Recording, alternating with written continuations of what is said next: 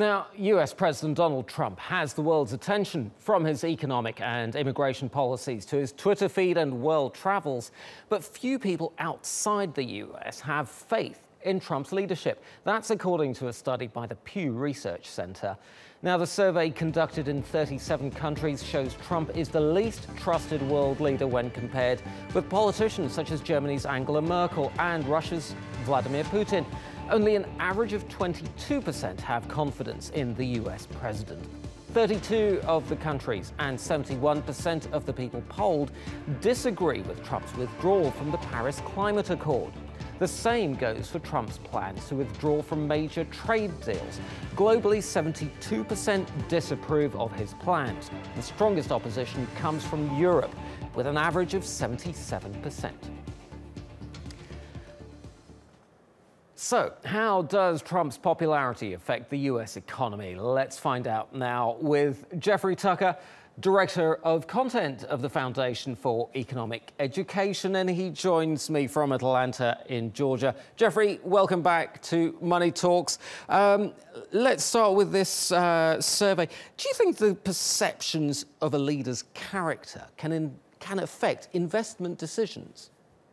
Well, I suppose it can. Let me just say that the survey is hilarious at some level, but very much expected.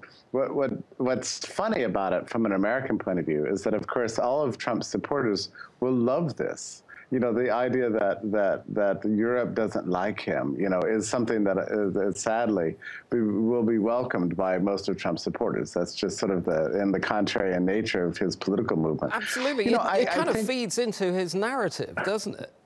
It does, and you know, you look at his narrative from his narrative is the rest of the world is bad. They've been looting us. They're pillaging America. They're using us in a sort of a parasitical arrangement. We need to take back what's ours, and so on. And yeah, so this whole narrative, this poll fits perfectly into his view. And don't forget, his economics is fundamentally nationalist. I mean, he really believes that if we can make all production and consumption entirely internal to the United States, then we'll somehow magically get prosperous as a result. I mean, he's resurrected these 18th century mercantilist ideas, you know, that no real economist actually agrees with. I mean, Trump is pretty much alone in this. He had to look far and wide to find anybody to put on his team that even endorses these points of view. Indeed. But yeah, that's who Trump is. Let me jump in for a second there, Jeffrey. Now, the US history is full of very unpopular presidents.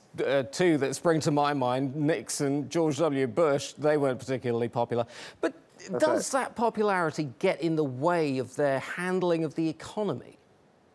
So that's a really interesting question. I mean, Obama, for example, was very popular. And actually, you know, globalization, the U.S. integration into the world economy proceeded at a pace we had never seen before during those terms. I wonder if they're related. I don't entirely know. I think from an investor point of view, what people are remembering is that Trump really does represent an aberration. He's not going to be around forever. And right now, economic structures are focused on the long term. I mean, you know, investment is taking place 5, 10 years hence. Everybody knows that this is a short-term aberration.